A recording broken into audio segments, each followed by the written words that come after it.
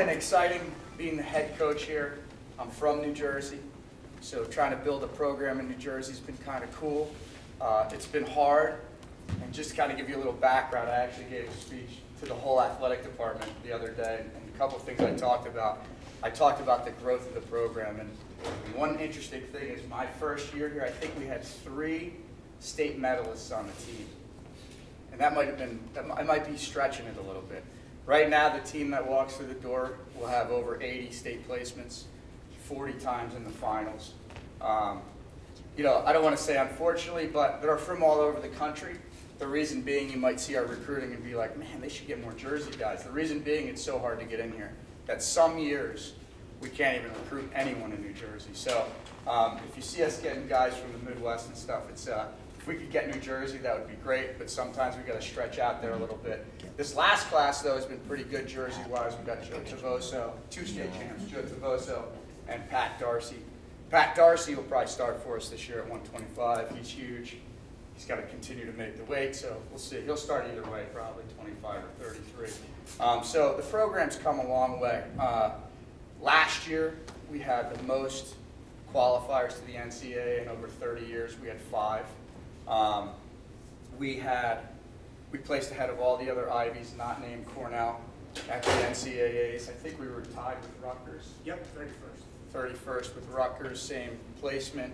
And then we had our first Ivy League Freshman of the Year program ever, John Schlafer, New Jersey guy. You got to look out for him. He's phenomenal. We think we have him at the right weight now. We moved him up. He should do some big things. That's a tough weight, but he should do some big things. I get asked a lot, you know, how did this program grow to what it is now? I mean, we were the last place team my first year, literally ranked last in the RPIs. And so how did we get here? And this is one thing I brought up at the coaches meeting, and I said, you know, you can't pile up enough good people to make up for one great one. And so what we've done, what I think I've done well, is hire well.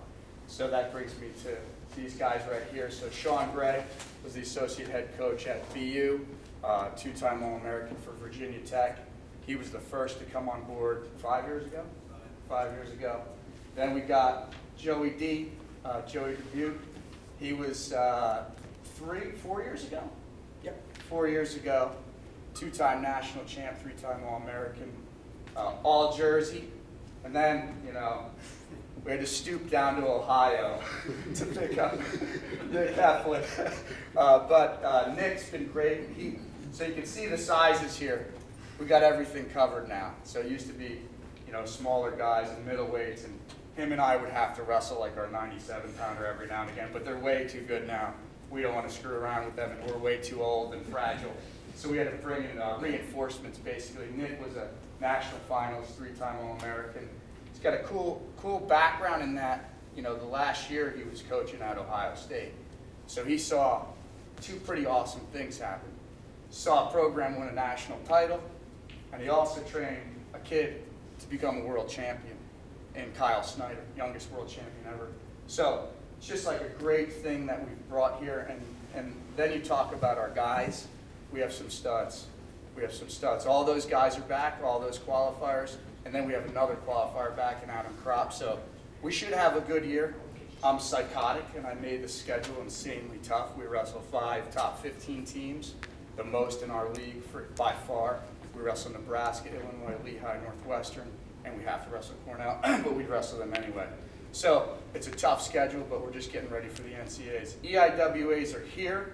We finally got this building back in action in terms of the wrestling. A lot of you guys know the states were here for forever, basically.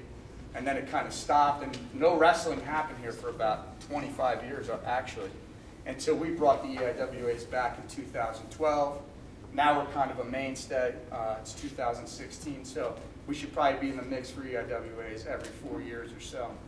Unfortunately, it's during the state tournament, so you guys won't really get to see us wrestle, because hopefully you'll all be down there and your guys will be kicking ass.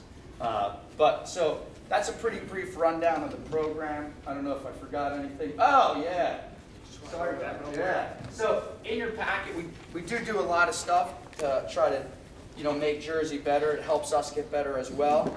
In your packet, there's a few things. There's our schedule. We have a ton of home matches. A ton. The big one I just want to highlight, probably the best matches, you know, we start off, your kids aren't wrestling yet, I don't think, on December 5th, but we have Northwestern and Lehigh coming here. So that'll be really exciting. Two really good teams. You can see they're ranked very high. The other one to highlight is Rutgers, January 31st, is going to be in Jadwin Gym. What we're going to do is we're going to recognize, you know, the Hall of Fame coaches from New Jersey, basically, all the high school Hall of Fame coaches. The last time we did this, we called it Celebration of New Jersey Wrestling. We recognized all the state champs. It was a great event, except God was not on our side, and he dumped so much snow during that day, but we still had about 1,000 people come to the match, so it was a pretty exciting environment, even though, I mean, I was driving home, I was like, people might die tonight. It was so bad. It was terrible. So hopefully the Mother Nature will work with us this time, and we'll get a huge crowd of that. Also, we run a club out of here, and I can't believe that nobody takes advantage of this. So we have a club, it's called Elite. You pay for that club to come in, and we teach technique. The other thing I want to highlight is if you have guys who placed in the top 4 in the state, freestyle state, Greco state, or placed in Fargo, they can come train with our guys in our regional training center. We run practice with our team that your guys can come to if they fit that bill. They have to meet those minimum requirements, though. RTC free. And it's free. All they need is a USA Wrestling card. It's the greatest thing ever. God, I wish I had it, but I probably wouldn't have qualified because I wasn't very good in high school. But Joe would have taken advantage of it. So definitely the RTC is huge. And then we have 2 camps. Last year, the first camp sold out.